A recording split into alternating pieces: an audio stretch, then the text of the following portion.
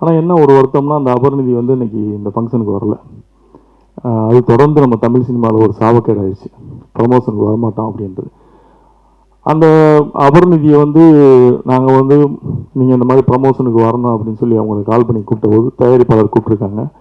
கூப்பிட்டதுக்கு வந்து அவங்க நான் வரமாட்டேன், எனக்கு ப்ரமோஷனுக்கு தனியாக காசு கொடுக்கணும் அப்படின்னு கேட்டாங்க.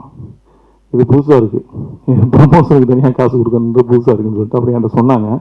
நான் உடனே அந்த பொண்ணுகிட்ட வந்து நான் அடித்து பேசுகிறேன், இந்த மாதிரி வந்து பப்ளிசிட்டிக்கு நீங்கள் கண்டிப்பாக வரணும், இங்கே வந்து சினிமா வந்து இருக்க நிலைமை ரொம்ப மோசமாக இருக்குது, ஒருத்தர் வந்து ஒரு படத்தை எடுத்து ரிலீஸுக்கு கொண்டு வரான்றதே பெரிய விஷயம், அப்போ நீங்கள் பப்ளிசிட்டிக்கு நீங்கள் வரணும்ல, நீங்கள் வராமல் இருக்கிறது நியாயம் இல்லை அப்படிங்கிற மாதிரி சொன்னோம். இல்லை இல்லை நான் வர முடியாது. ரெண்டாவது அவங்க 2-3 கண்டிஷன் வச்சாங்க, அதெல்லாம் சொன்னால் பெரிய கான்ட்ரவர்சி ஆகிடும். அவங்க வச்ச கண்டிஷன்ஸ்லாம் வந்து நான் ஸ்டேஜில் யாரோட உட்காரணுன்ற வரைக்கும் அவங்க டிக்ளேர் பண்ணுறாங்க. நான் உட்கார்ற ஸ்டேஜில் இவங்க எல்லாம் தான் உட்காரணும், எனக்கு ஈக்குவலானவங்க தான் உட்காரணும் அப்படின்ற வரைக்கும் பேசினாங்க. எனக்கு பயங்கர கோவம் ஆயிடுச்சு.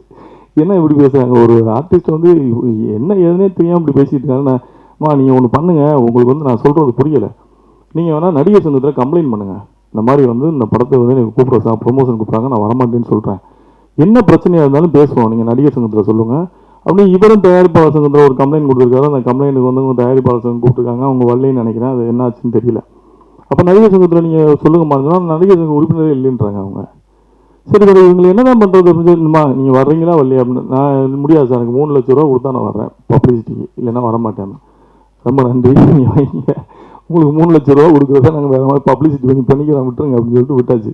அப்புறம் ஒரு 2 நாள் பொறுத்து கால் பண்ணாங்க, சாரி சார் நான் தெரியாமல் பேசிட்டேன், அன்றைக்கி இங்கே யாருன்னு தெரியாமல் பேசிட்டேன், சாரி நான் மன்னிச்சிருங்க, நான் வந்து அந்த ஃபங்க்ஷனுக்கு வர்றேன், நான் ப்ரமோஷன்ஸ்க்கெலாம் வரேன், இதுக்கு இருக்குங்க சாரி பரவாயில்ல, நீங்கள் சப்போர்ட் பண்ணுங்கள், அந்த இயக்குனர் வந்து புதுசாக படம் பண்ணுறாரு, உங்களோட நிறைய கலைஞர்கள் நடிச்சிருக்காங்க, நீங்கள் கொஞ்சம் ஃபெமிலியரான ஆள், வந்தீங்கன்னா உங்கள் சப்போர்ட் கொஞ்சம் யூஸாக இருக்கும், வாங்கன்னு சொன்னேன்.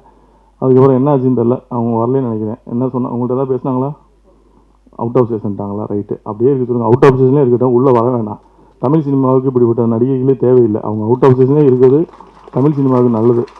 ஏன்னா இந்த மாதிரி ப்ரொடியூசர்களை வந்து காயப்படுத்திட்டு பணம் போட்டு படம் எடுத்தவங்க காயப்படுத்திட்டு அவங்க தமிழ் சினிமாவுக்கு வந்து என்ன பண்ண போகிறாங்க, அவங்க அவுட் ஆஃப் ஸ்டேஷனே அப்படியே இருக்கட்டும். அது இதை கூட இங்கே எதுக்கு சொல்கிறேன்னா, மற்ற தயாரிப்பாளர் தெரிஞ்சுக்கணும்னு சொல்கிறேன், ஒரு நடிகைகள் எப்படி இருக்காங்க அப்படின்றது தெரிஞ்சுக்கணும்னு சொல்கிறேன். இந்த கோமல் சர்மா அந்த படத்தில் நடிக்கிற கூப்பிட்டுருக்காங்க, இந்த வந்திருக்காங்க, நமிதா அவங்க பிஸிலையும் கூப்பிட்றாங்க, வந்திருக்காங்க. ஸோ ப்ரமோஷனுக்கு வரலைன்னா என்ன அது என்ன ஆக்டிவிட்டின்னு தெரியல, இது ரொம்ப வருத்தமான ஒரு விஷயமா இருக்குது.